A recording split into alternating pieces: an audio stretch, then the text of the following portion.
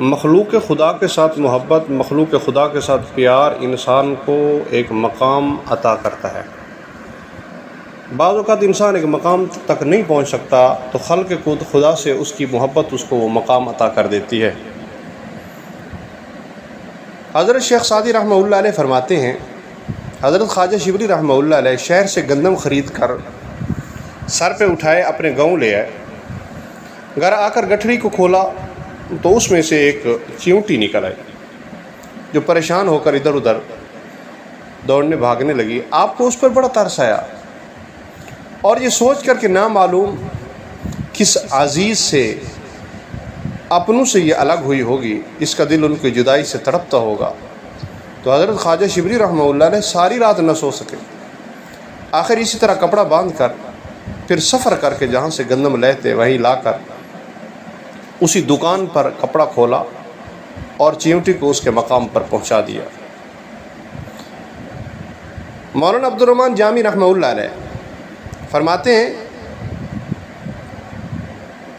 کہ شیخ الاسلام رحمہ اللہ علیہ فرماتے ہیں کہ احمد چشتی نے یہ واقعہ بیان کیا کہ ابو حامد دوستان مرو میں ایک دکان پہ بیٹھے تھے کہ سقا نے ان کو پانی پلانے کے لیے کچھ دیا، یعنی پانی پلانے والے نے کچھ دیر پانی کا کٹورا انہوں نے ہاتھ میں رکھا اور دیکھتے رہے۔ تو پانی پلانے والے نے کہا، اے شیخ پانی کیوں نہیں پیتے؟ تو ان فرمانے لگے، ایک مکھی پانی پی رہی تھی، وہ سیراب ہو جائے اس وقت تک میں صبر کر رہا ہوں، کیونکہ اللہ کریم کے دوست کسی کی تکلیف دیکھ کر کچھ کھاتے پیتے نہیں ہیں۔ ایسے ایک واقعہ مولانا جلال الدین رومی رحمہ اللہ علیہ کے حالات میں آتا ہے کہ ایک دفعہ مریدوں کے ساتھ راہ میں جا رہے تھے، راستے میں تھے، ایک تنگ گلی میں ایک کتا سر راہ سو رہا تھا جس سے راستہ رک گیا تھا۔ تو مولانا جلال الدین رومی رحمہ اللہ علیہ وہیں رک گئے اور دیر تک کھڑے رہے۔ ادھر سے ایک شخص آ رہا تھا، اس نے کتے کو ہٹایا تو مولانا جلال الدین رومی رحمہ اللہ علیہ بہت رنجیدہ ہوئے، بڑے پریشان ہوئے، آزردہ ہوئے اور فرمایا، ناحق اس کو تکلیف دے دی ہے۔ تاریخ دعوت عظیمت میں یہ بات موجود ہے۔ شیخ فرید الدین عطار رحمہ اللہ علیہ لکھتے ہیں، منقول ہے کہ آپ کے زمانے میں ایک زاہد بزرگ تھے جو آپ پر ہمیشہ اعتراض کرتے رہتے تھے۔ دنیا بھر میں آپ کی بس ایک چھوٹی سی کٹیا رہنے کے لیے تھی۔ اتفاق سے آپ کو سفر حجاز پیش آیا، سفر سے واپس ہے تو دیکھا کہ کٹیا نے اس کٹیا میں بچے دے رکھے ہیں اس جگہ میں، جھونپڑی میں، تو آپ نے نہ چاہا کہ اسے باہر نکال دیں۔ آپ 70 بار اس کے پاس اس خیال سے آئے اور پھر واپس چلے گئے کہ شاید وہ آج خود اپنے بچوں کو باہر لے جائے اور ان کی وجہ سے اسے تکلیف نہ ہو۔ اسی رات اس زاہد بزرگ نے جناب رسول اللہ صلی اللہ علیہ وسلم کو خواب میں دیکھا۔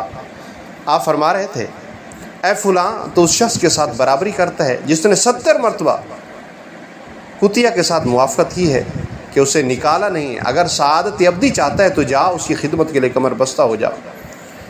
وہ زاہد جو شیخ کے سلام کے جواب دینے کو بھی عار سمجھتے تھے، انہوں نے اس کے بعد ساری زندگی ان کی خدمت پہ گزار دی۔ تذکرۃ الاولیاء میں یہ بات موجود ہے۔ انسان ان چیزوں کو، ان واقعات کو پڑھ کے حیران رہ جاتا ہے، یہ کیا لوگ تھے اور ان کے کیسے واقعات ہیں۔ لیکن حقیقت یہ ہے، جن لوگوں کا اوڑھنا بچھونا خلق خدا کی راہ پر آسانی ہو، ان کے لیے یہ واقعات کوئی انتہائی معمولی باتیں ہیں۔ ان لوگوں کی تو حالت عجیب تھی، وہ ان چھوٹی چھوٹی چیزوں کو، جن کو ہم بظاہر چھوٹا سمجھتے ہیں اور ہمارے ہاں ان کی کوئی حیثیت نہیں، وہ ان چھوٹی چیزوں کو بہت بڑا سمجھتے تھے کہ لا محالہ اللہ کس چیز پہ راضی ہو جائے، کس وقت اللہ رب العزت کی رحمت جوش میں آ جائے اور اللہ ہمارے لیے بخشش کا سامان کر دے۔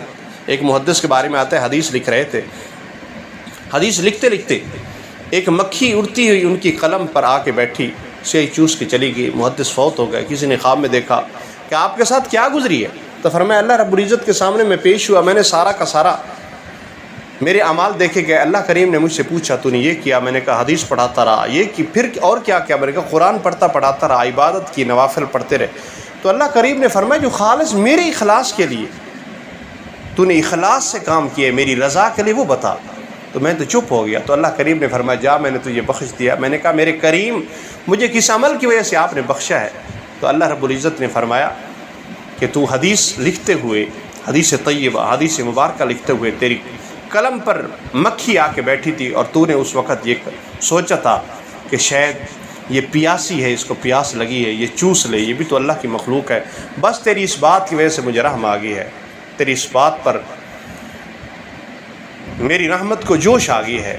جا میں نے اسی اخلاص کی بدولت تجھے معاف کر دیا ہے.